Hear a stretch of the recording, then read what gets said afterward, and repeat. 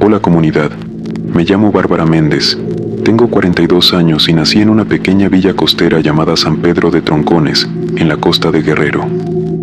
Desde que mi esposo Héctor falleció, la vida se volvió una sucesión de tareas que debían cumplirse sin descanso. Él llevaba 19 años conmigo, y el día que lo enterré sentí que el mundo se me venía encima. Me tocaría ser madre y cabeza de familia al mismo tiempo. La posada La Brisa, el hospedaje modesto que mi padre me dejó al morir, ya no era solo un negocio, sino el sostén de mi hogar y de mis dos hijos. Fernanda, de 10 años, y Ricardo, de 19, que en unos meses iniciaría estudios de administración en la ciudad de Oaxaca. El día de su entierro desperté antes del amanecer, con los ojos hinchados y la garganta seca. Preparé café en la cocina de madera y metí pan al horno de leña para atender a los primeros huéspedes. Nunca me había sentido tan exhausta. Cada movimiento dolía, pero no podía detenerme. Fernanda bajó despacio, se asomó al comedor y preguntó con voz queda si su papá volvería a casa. Me senté en una banqueta de ratán junto a ella y la abracé con fuerza hasta que se calmó. Mientras el sol despuntaba sobre el Pacífico, yo fingía normalidad. Saludaba con cortesía, servía el desayuno y sonreía sin pensar en nada más. Ricardo apareció por la puerta principal con el uniforme de la preparatoria.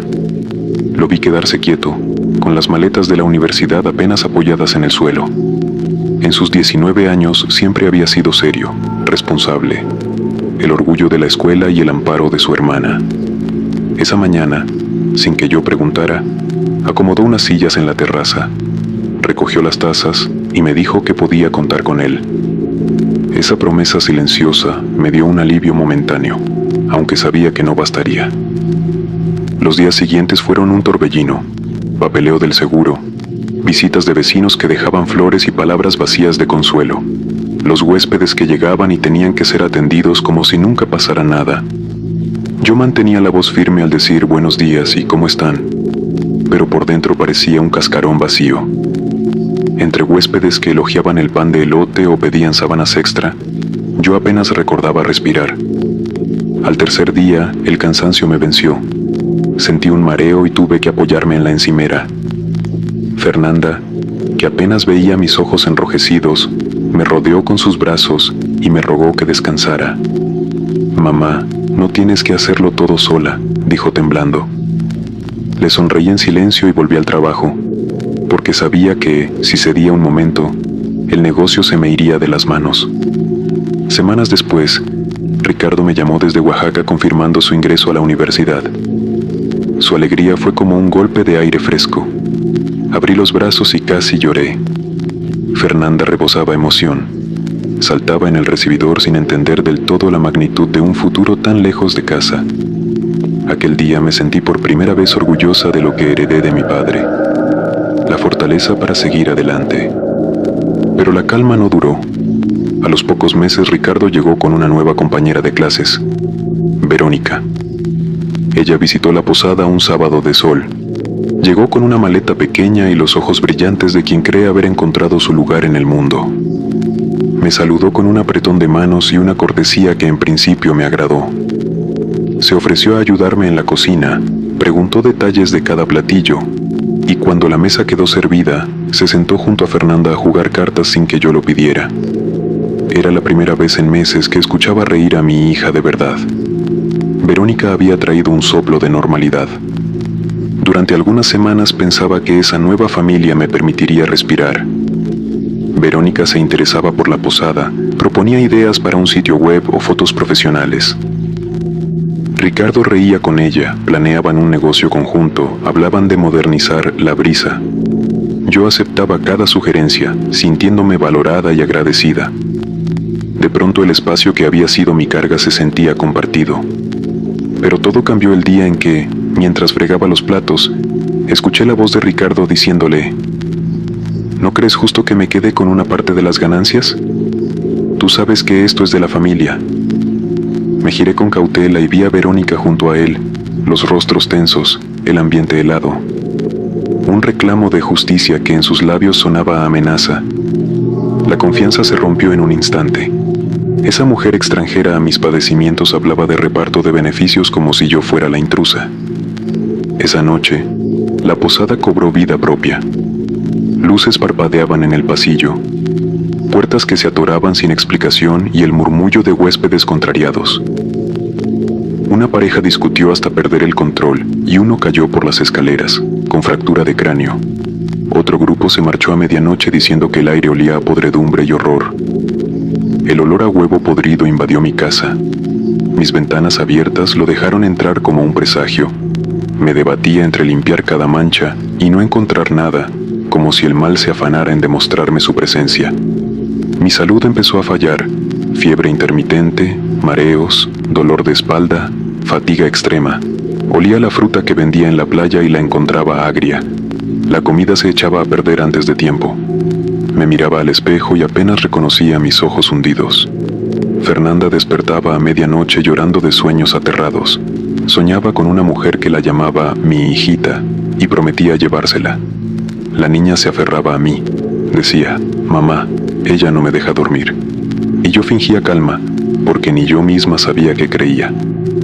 Cuando la situación se volvió insoportable, llegó Julieta, la exnovia de Ricardo, con una urgencia en la mirada. Soñé con usted pidiendo ayuda, me dijo en la puerta. No recordaba haberla visto en años, pero su presencia fue un remanso de esperanza. Sin demasiadas palabras me llevó a casa de su tía Alicia, una curandera humilde en un poblado cercano. Allí, sin pompas ni gestos grandilocuentes, vi cómo quemaba hierbas, pasaba huevos y pronunciaba oraciones antiguas. Al día siguiente regresé a la posada con un peso menor en el pecho. Había sufrido, pero algo dentro de mí se había liberado. Los días posteriores, el olor fétido desapareció. Los huéspedes volvieron. Las noches dejaron de ser un martirio de gritos y pesadillas. Recobré apetito y fuerzas. Salí a la playa a caminar con el sol de la mañana. Fernanda volvió a la escuela con una sonrisa y empezó a hacer amigas nuevas. Ricardo me llamó para decir que echaba de menos la posada y regresaría pronto para ayudarme. Sin embargo, el alivio fue frágil. Una tarde, en cuanto crucé el portón para regar las plantas, encontré una nota arrugada. Tu protección no te librará de lo que mereces. El papel estaba escrito con tinta negra y un símbolo que no reconocí. Supe de inmediato que alguien cercano había sentido la misma herida que yo, la traición de un amor disfrazado de ayuda. Cerré la puerta tras de mí, con las manos temblorosas y el corazón palpitando. En esa nota vi la promesa de algo peor por venir. Y, aunque intenté asegurarme de cerrar cada ventana y recitar las oraciones que aprendí, supe que la verdadera oscuridad no venía de afuera, sino de las intenciones que anidaban en el corazón de quienes me eran más próximos. Al día siguiente, la amenaza en aquel papel se convirtió en un peso constante. Cerré la puerta con llave, repasé cada cerradura y aún así sentí que algo deslizaba su sombra por detrás de mí. La posada amaneció en un silencio tenso. Las cortinas apenas se movían. Las ventanas reflejaban mi rostro cansado. Durante el desayuno, los huéspedes comieron sin preguntar, como si el aire llevara un aviso de peligro. Vi a Ricardo de lejos, apoyado en el marco de la puerta, observando el mar. No habló, pero sus manos se movían rápido sobre el celular cuando me vio pasar. En ese instante recordé las palabras de la nota. Tu protección no te librará de lo que mereces. Supe que no era un juego. Alguien cercano a mí había escrito eso con tinta fría, y debía descubrir quién. El primer paso fue revisar la libreta de registro de huéspedes. No aparecía ningún nombre sospechoso, pero había un par de visitantes cuyos apellidos eran comunes en la región. Una familia de Ciudad Ixtepec y una pareja que se presentó como amigos de un conocido de Veracruz. La posada, antes llena de risas, ahora parecía recluir cada nota anónima en las paredes de mi mente. Por la tarde, mientras recogía la ropa del tendedero, sentí un leve crujido detrás de mí. Me giré en seco y vi una sombra escapar hacia el comedor. Adentro, los muebles estaban donde siempre, pero el mantel de lino colgaba arrugado, como si alguien lo hubiera agarrado con prisa. Recogí las arrugas y comprobé la mesa. No faltaba nada, nada había cambiado, excepto ese aire de urgencia. En la cocina el sabor del café de olla se volvió amargo sin explicación. Cerré los ojos. Pensé en la curación que me otorgó el primer ritual, pero la certeza de que no había sido suficiente me obligó a buscar refuerzos. Llamé a Julieta, quien insistió en que la curandera Alicia debía regresar, que el ciclo solo se cerraría con un último conjuro. Acepté, aunque la idea me helaba el ánimo.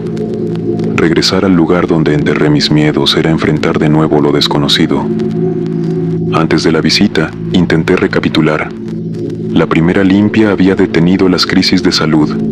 La segunda purificación en el cementerio liberó a Bianca, o al menos eso creí. Pero la nota demostró que algo quedaba abierto.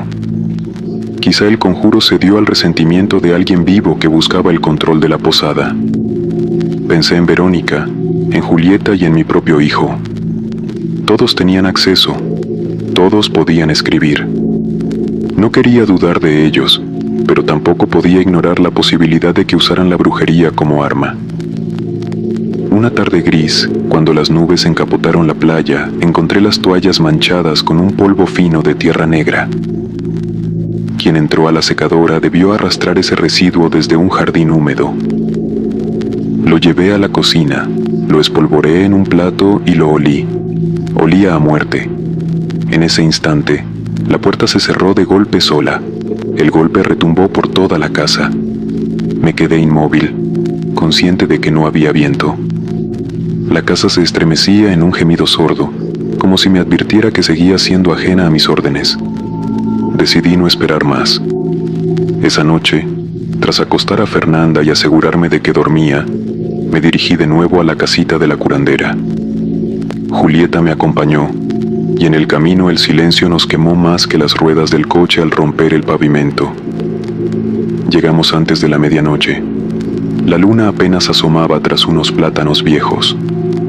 Alicia nos recibió con la luz de una vela de cebo, sin saludar, sin preguntar, como si supiera por qué estábamos ahí. Dentro, el espacio era el mismo banquito de madera y el olor denso de hierbas secas. Sin hablar, Alicia colocó a mis pies un círculo de sal y pétalos de cempasúchil. Julieta sostuvo mi mano mientras la curandera abría un frasco con un líquido oscuro. Me pidió que respirara hondo y soltara cada pensamiento. Sentí el aroma acre del brebaje entrar por mi nariz y bajar hasta mis pulmones. Después, sin más ceremonia, tomó una rama de ruda y la pasó por mi cuerpo, desde la coronilla hasta los pies, murmurando un canto monótono, cargado de ritmo y urgencia. Cuando el canto terminó, Alicia señaló una fotografía mía con Héctor, rota por la mitad, y me ordenó enterrar los pedazos en el patio de la posada. La unión entre vivos también protege de vivos, dijo casi en un susurro. Esa frase me recorrió la espalda entera. Aprendí que no bastaba con limpiar lo muerto. Había que reforzar el lazo con lo que amaba para blindarlo. Regresé a casa con la tierra entre mis dedos y el corazón latiendo con fuerza nueva. Simultáneamente, retomé la idea de un yuntamiento. Junté otros retazos de recuerdos de Héctor, su camisa de lino, una carta arrugada, una foto de mi boda, y formé un pequeño altar en mi habitación. Encima, coloqué velas blancas y una figura de barro con la cara serena de un santo local. Esa noche recité una oración simple, sin florituras, pidiendo que lo bueno de mi vida actuara como muro contra lo que viniera de afuera. Al despertar, la posada tenía un aire distinto. El olor a humedad había cedido. Las paredes lucían más claras y la brisa traía solo salitre y calor suave. Durante el desayuno, los huéspedes comentaron la frescura del café y el pan recién horneado. Vi a Ricardo servir fruta en la terraza y a Fernanda colocar cucharas en la cocina, sonriendo con una ligereza que me confortó.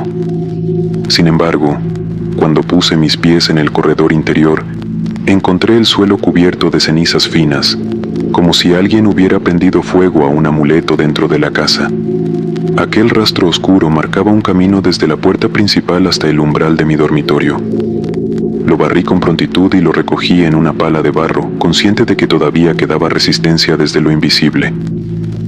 Esa tarde, me acerqué a la familia de los visitantes de Ixtepec, una madre y su hijo adolescente, quienes aseguraban viajar de paso, pero conversaban en voz baja sobre tierras en calidad de herencia. Les ofrecí limonada y pregunté con naturalidad por su estadía. Dijeron que planeaban pasar una semana completa.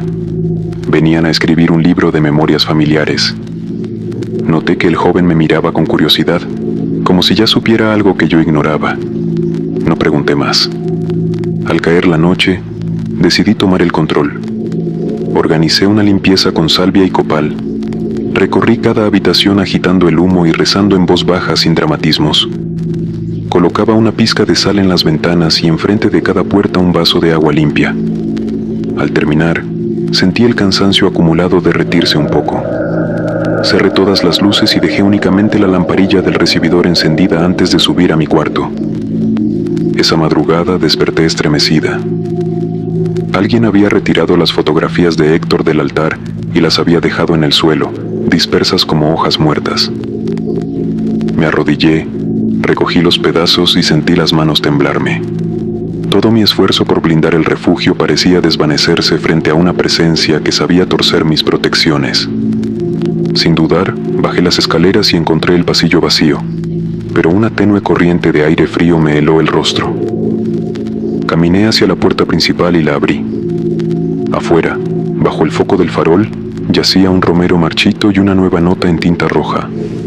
El poder es de quien no teme romper lazos. Sin escalas de miedo entendí que la batalla no era contra fantasmas, sino contra resentimientos vivos que querían apropiarse de mi vida. Me quedé observando aquella advertencia bajo el halo de la lámpara antes de recoger el romero y la nota, decidida a enfrentar la traición donde se anidara. Regresé a la posada con el romero marchito en la mano y la nota doblada contra mi pecho.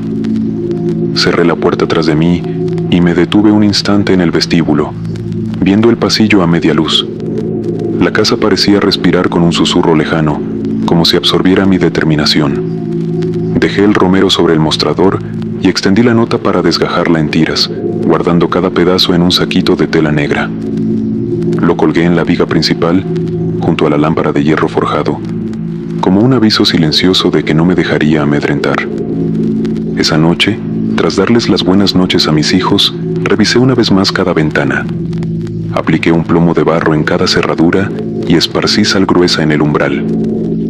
A medianoche, durante mi ronda habitual, noté que la gran puerta de caoba, sólida como un muro, tenía una astilla nueva junto al picaporte, como si alguien quisiera forzarla sin éxito. Pasé el dedo por la mella y recogí un fragmento de madera astillada. Entendí que el riesgo ya no era fantasma ni olor a podredumbre, sino un intento deliberado de cruzar mis límites. Al amanecer, mientras el primer pescador del día saludaba desde su lancha, preparé café en caldera de cobre y coloqué galletas de nuez en una bandeja. Los huéspedes bajaban despacio, aún aturdidos por el calor y la bruma. Comentaron la sensación de paz al despertar, una tregua que yo misma agradecí. Pero tras servirlos, apagué la radio y bajé al sótano, donde guardé el saquito de tiras de papel en un cofre antiguo de cedro.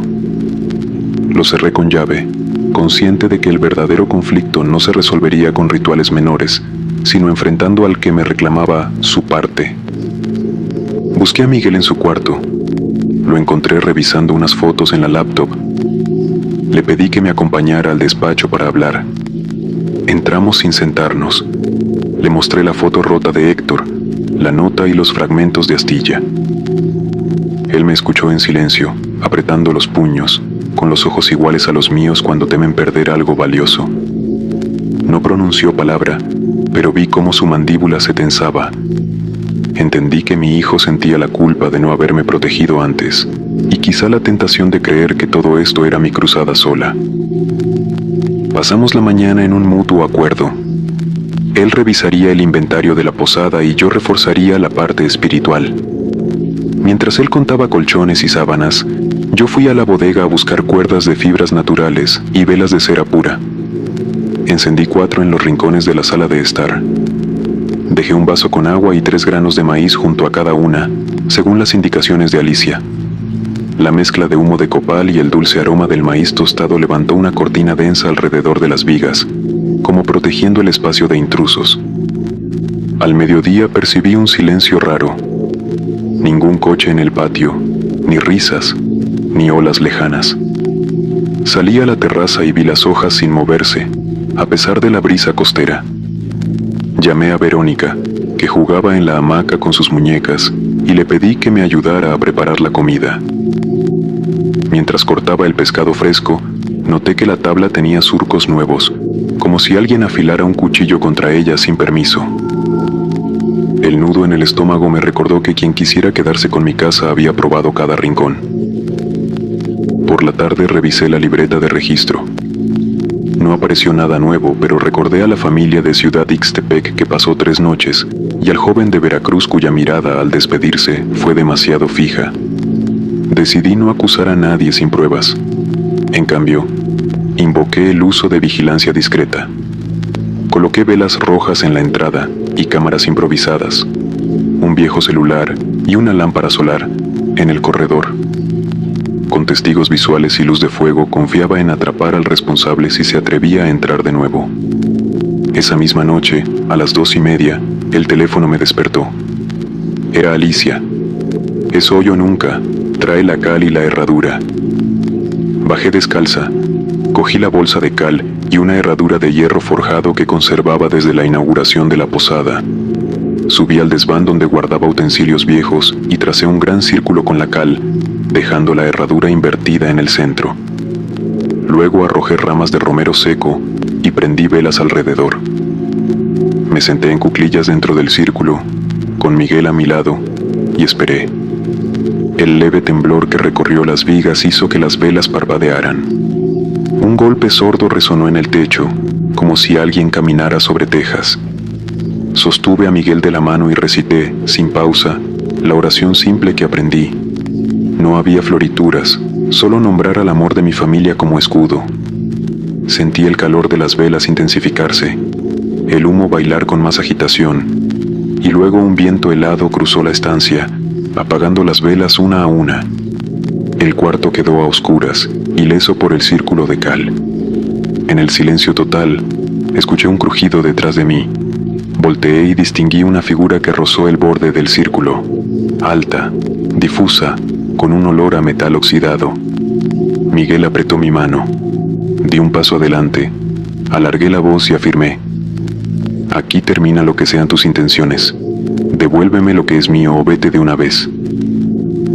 Esa voz firme pareció partir el aire, y la figura se desvaneció con un susurro grave. Todo volverá a empezar. Al amanecer siguiente, las cámaras habían captado una sombra borrosa cruzando el pasillo, agitando el saquito de papel. En la grabación se veía la figura arrastrar la herradura fuera del círculo, devolviéndola al mostrador junto a la puerta principal. Reproduje el video con Miguel. Sus ojos se humedecieron al ver el poder de la presencia. Supe que ese sería nuestro aviso definitivo. Quien buscaba apoderarse de mi casa conocía mis protecciones, por eso atacaba con astillas y polvo. Pero también descubrimos que el saquito de tiras nunca se movió de la viga. Allí permanecía intacto, avisando que yo no cedería. Esa mañana barrí la herradura y la colgué bajo el dintel, con las puntas hacia afuera, y dejé el saquito 2 veces doblado. El aire olía a sal y tierra mojada. Al encender las luces del comedor, noté que las ventanas estaban limpias y sin rastro de barro, como si la sombra hubiera limpiado a su paso. Entendí que la advertencia no había sido solo amenaza, sino desafío. Tendríamos que estar siempre alerta. Con Miguel a mi lado, decidí reforzar la vigilancia y continuar con el ciclo de limpiado cada vez que el viento cambiara de dirección. La mañana después de la vigilia con la herradura y el círculo de cal, amaneció sin indicios de intrusos. Los huecos donde las velas habían estado apagados, el suelo limpio. Durante el desayuno, los pocos huéspedes comentaron lo bien que habían dormido, sin pesadillas ni ruidos extraños. Verónica bajó contenta, contándome que ya no tenía miedo de volver a su cuarto. Miguel llegó silencioso, pero sus ojos delataban un cansancio sano, como quien sobrevive a una larga guardia. Sentí un alivio breve, antes de recordar que el desafío aún no había terminado. Decidí que aquella era la oportunidad de cerrar el ciclo por completo. Hablé con Julieta y acordamos reunirse con Alicia a la caída de la tarde en la capilla abandonada junto al manglar, donde las vigas de madera aún sostenían un retablo sin imágenes. Era el único lugar apartado, cargado de la memoria del pueblo, y resultaba ideal para un convolucro final. Reuní aceite de oliva, un par de velas grandes de cebo, sal marina y un cuenco de barro. Cuando el sol se puso, emprendimos el camino con Julieta al volante de mi camioneta. Miguel llevaba la herradura invertida y el saquito con las tiras de papel. Yo cargaba los restos de copal, la cal y una foto antigua de mi familia posada frente al faro de la Hierbabuena. Llegamos a la capilla y vimos a Alicia encendiendo el copal en el altar de piedra. El humo se elevaba en espirales sinuosas. No hubo preguntas. Ella trazó con el dedo un mandala sobre el piso polvoriento, marcando 4 puntos cardinales. El primer paso fue sellar la entrada. Alicia dibujó una cruz con sal en la puerta principal y clavó la herradura sobre el dintel, con las puntas hacia abajo. Con un machete antiguo, abrió un tacuche de cuero donde guardaba hierbas y extrajo hojas de laurel, ruda y olivo. Julieta y yo formamos un círculo a su alrededor. Entonces, sin más ceremonias, vertió el aceite de oliva en el cuenco de barro, encendió las 2 velas de cebo y dejó caer una ramita de laurel. En cuanto el aceite chisporroteó, un viento gélido nos envolvió y el techo crujió con un golpe sordo. Las velas temblaron y Alicia pronunció una invocación breve, en dialecto zapoteco, para convocar a los guardianes del sitio. Yo repetí la fórmula en voz baja en español, nombrando a mis hijos y pidiendo que nadie ajeno al bien entrara allí. Miguel sostuvo el saquito con fuerza, como si sintiera que aquello le daba la última hebra de su vida. Julieta observaba con firmeza, lista para protegernos. Entonces, apareció la figura. Surgió en el vano de la puerta, alta y difusa, con una sombra profunda donde debía estar el rostro. Un hedor a metal viejo nos azotó la nariz. La figura alzó un brazo, estrechando el puño, y avanzó un paso hasta rozar la línea de sal. En ese instante, Alicia arroja el puñado de ruda sobre la figura y un chasquido seco llenó el aire. La entidad retrocedió, gimió con un sonido que parecía venir de las entrañas de la tierra y extendió los dedos en un gesto de súplica y furia. Miguel gritó mi nombre, pero nadie habló. La tensión se cortó con un silencio mortal. Entonces, Alicia tomó el cuenco de barro y con un cuchillo de obsidiana rompió el círculo de aceite en 4 mitades, vertiendo cada trozo junto a las velas. Inmediatamente las llamas se alzaron sin humo y el suelo tembló, abriendo grietas en la tierra. La figura chilló como un ave herida y sus contornos se desdibujaron, como si un cincel invisible borrara sus bordes. El ruido se elevó en un crescendo hasta reventar, y un estallido de luz blanca llenó la capilla. Las velas se apagaron de golpe. El eco del estallido desapareció en un susurro, y el mandala de sal quedó impecable, como si nada hubiera pasado. Julieta se aferró a mi brazo, y Miguel bajó la mirada sobre el saquito. Las tiras de papel estaban quemadas, solo quedaban cenizas finas. Alicia, con manos trémulas, recogió esas cenizas, las mezcló con tierra del camino y las esparció sobre el mandala mientras murmuraba: que todo rastro se marche con el viento. El viento entró por los ventanales sin puertas, barrió el polvo y se llevó las cenizas hacia el manglar. Nadie habló en el regreso a casa. El camino iluminado por la luna reflejaba nuestras miradas exhaustas pero aliviadas. Al llegar a la posada distinguimos el rumor del mar. Entré primero. Los muebles estaban intactos. Ni una silla fuera de lugar, ni una huella de barro. Miguel encendió las luces del recibidor y su sonrisa fue el reflejo más claro de la victoria. Esa noche mis hijos durmieron sin pesadillas. Yo me quedé en vela, sentada junto al ventanal, viendo la silueta del faro distante. Por primera vez en meses, no sentí el peso de la sombra en mi nuca. En el silencio repasé la ceremonia. La herradura, la sal, las velas, el copal, la ruda, la invocación al bien. Supe que la oscuridad había sido real y había tratado de arrancarnos la paz, pero también entendí que el vínculo con mi familia, mi hogar y mis ancestros resultó más fuerte. Los días posteriores al ritual transcurrieron sin sobresaltos. La brisa marina entraba suave por las ventanas y el sol calentaba la madera de la terraza. Durante el desayuno, los huéspedes comentaron la frescura del café y el olor a pan recién horneado. No mencionaron nada extraño, como si la posada recuperara la calma que había perdido. Verónica jugaba con otros niños en el jardín, dibujando con tizas el contorno de caracoles, y Miguel reorganizaba el mobiliario con una sonrisa tranquila. El primer indicio de que algo no terminaba de cerrarse apareció en el correo electrónico de la página web. Un mensaje sin remitente con un archivo adjunto titulado «La luz nunca muere».